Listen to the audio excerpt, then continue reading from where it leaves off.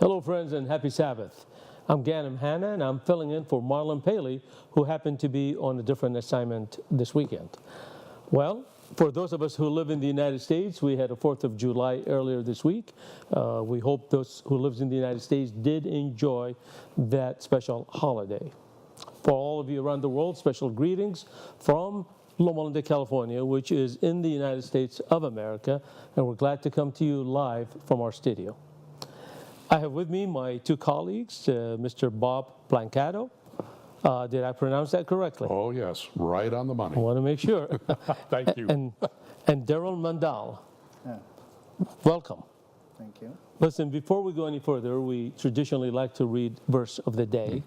And we'll read that. We'll talk a little bit about the meaning of the verse, at least to those of us who will be connecting with this verse, and then we'll talk about other things relevant to your ministry, LLBN. Today readings from Ephesians 2:10, and it's from the NIV version. It says, "For we are God's handiwork, created in Christ Jesus to do good works, which God prepared in advance for us to do."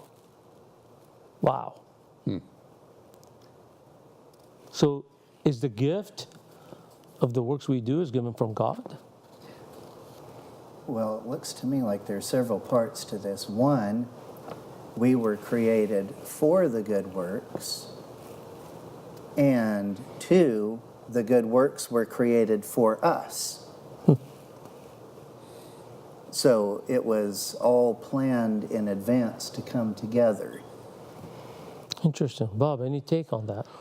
I am curious if anyone else here feels that this ties in with spiritual gifts and natural gifts that the Lord gives us, because everyone has one or the other or both. It's a matter of recognizing them. So I would raise that question too for consideration.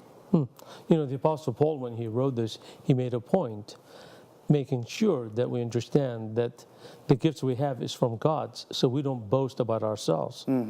Well, we should boast about the good of God's gifts given to mankind. It's really interesting. So we shouldn't be too proud, too egotistic about what we do and what we know, because it's all given from above.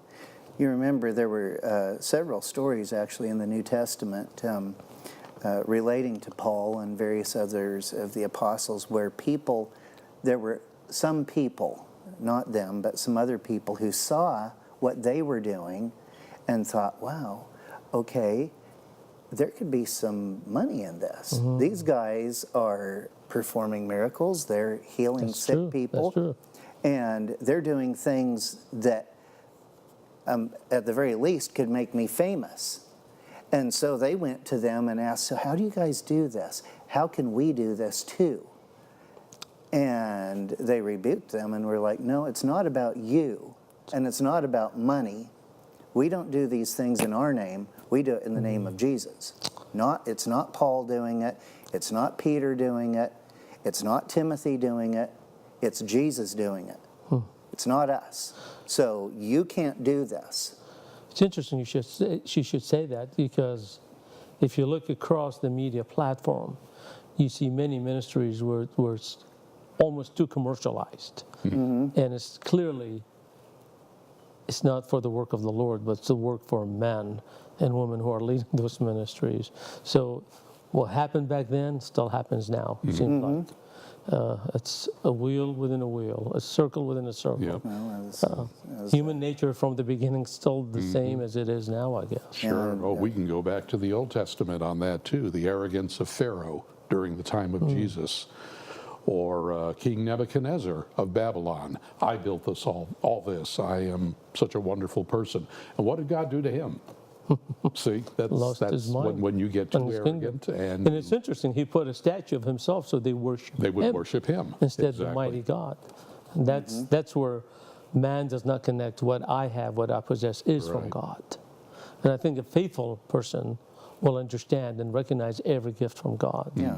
And if we happen to do good works, and there are good works there for us to do, according to this verse, we were created for those good works, and those good works were created for us, both. Right. You know, there's an interesting part of this verse, remind me, part of our mission. Part of our mission here at LLBN, why we do LLBN for the last 20 years, and I'm looking here at the verse, but really is to spread the gospel of the New Testament, inspired authors to the entire earth. If you think about that, to the entire earth, to do what? To spread the good news of Jesus and salvation, his salvation. And salvation from what? Death.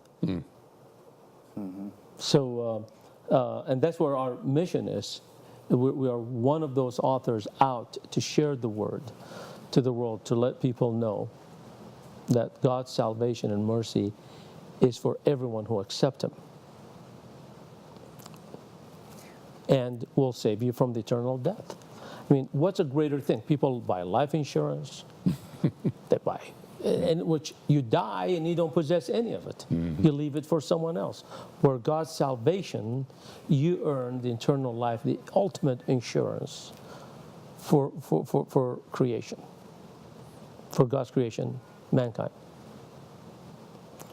All right, moving on to another topic. Yes, you got a point. Well, actually, that kind of segues into another topic, because the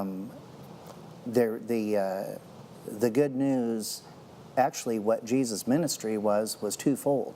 There was the spiritual ministry and there was the physical ministry. Talk to us about that. And he spent actually the majority of his time in ministry, from when he was 30 years old until he died, he spent the majority of that in the physical ministry, taking care of people's daily life, you know, improving their quality of life, people who had ailments, healing them so that they could go on with life in a good, normal fashion. And that is something that, we as Adventists, the Adventist Church was founded around not just a spiritual ministry, but very much around health and healing. We have Battle Creek Sanitarium, the hospital and college in Australia, in Europe, all around the United States. Hospitals and sanitariums were just popped up. Right. And it was very much around health and healing. And this is a continuation of that ministry of Christ on earth. Good works that were created for us and us for them. And one of the LLBN networks is a Smart Lifestyle TV. Exactly. It's about health, it's about living smart, about learning how to be healthier, live healthier, happier, and longer, and have a better quality of life, not just for yourself, but if you have a family that you're raising, people who you're cooking for, people who you have influence over in your daily living, that you can help to live a better life. This is an educational network that provides the information that you need for that. It's a ministry. And it's interesting. In that way. The ministry you talk about, Smart Lifestyle TV, which is one of LLBN networks, and it's about 7 years old now. It has been requested by so many government cable systems to put in their cities, because the health message coming out of that channel so wonderful for the local communities and communities all around the world. But Bob, you can talk to us a little bit about the value of the health channel. For you as a newcomer, you were kind of surprised when to find out that we're more than just the spiritual channels. The Christian word, exactly. And the one thing I'm impressed with is that we pay off our health channel, and we pay off our health channel by coming from a blue zone. Now, for those who may not know what a blue zone is, these are parts of this country and other countries throughout the world where people live to an incredibly old age and remain healthy. And so much of that is tied to diet, exercise, and lifestyle. Loma Linda, California is a blue zone. That's right. And if you walk around this area like I have, being new to this community, I see it if you pay attention. So that, in a sense, also shows that the message that we're conveying is coming from a location where people practice what they preach. Right. And we have incredibly good lifestyles here, and people who are elderly, but they're mobile and they're active, and they have all their wits about them, for lack of a better term. It shows what this lifestyle can do in terms of your aging. Right, and I'll tell you, yeah. folks, both the spiritual channels and the health channels making such an impact worldwide.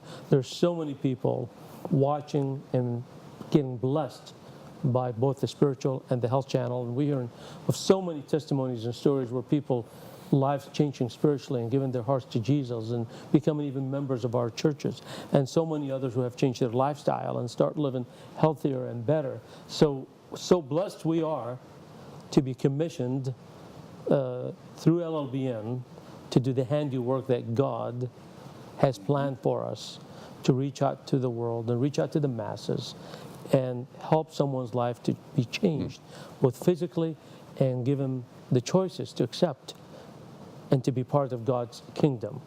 So we're really excited to be part of this wonderful ministry. As a matter of fact, you have some letters you'd like to share with us. Oh, I have a few quick ones here. We have to watch our time. Right. But one of the things I've been doing in learning and getting up to speed in my public affairs work to represent Loma Linda worldwide is to see what people are saying. And we get letters, and we get emails, and we get a wide range of communiques from people. And I have a number of them here. I won't read them all, but for example, there was a very lovely woman in South Florida who wrote us and said how much our programming means to her. And she says, and I'm quoting now, "I depend on you to aid in times of loneliness." And she looks forward to the day when we'll meet in an earth made new, living with Jesus. And one of our volunteers actually spoke to her today. We got on the phone and called her, and boy, she answered. And we found out she's in her 80s, and she does live alone, but she very strongly values the work we do. And as an independent ministry, we find comments like this helpful, and she also provides financial support to us as well. And these are the things that make so many of the people here, it motivates us. No, you said independent. What does that mean to our viewers, if you can explain that? Independent means that we don't count on outside wealthy resources to finance our operations. There is no, pardon the American pop culture here, but there's no daddy warbucks behind LLBN funding all our needs Or corporations or other The General institutions, conferences, churches. We do this on our own with a limited amount of paid staff, paid very modestly, and many, many volunteers. And when we see comments like this, this keeps us going. This gives us that motivation, that extra push. It's what makes it worthwhile. So where does the money come from to support our operation? It comes from our viewers. It comes from people who watch us, like our good friend in South Florida, who is motivated and inspired by what we're doing with God's message, and providing the funds so we can continue to do it.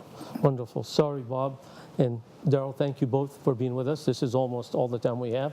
Folks, may God bless you. You congratulate yourself for making this ministry such a success. This year is our 21st year in broadcasting the good news of Jesus Christ. And thank you for being part of that and making it possible. May God bless you, and we'll see you here next Sabbath on Loma Linda Broadcasting Network.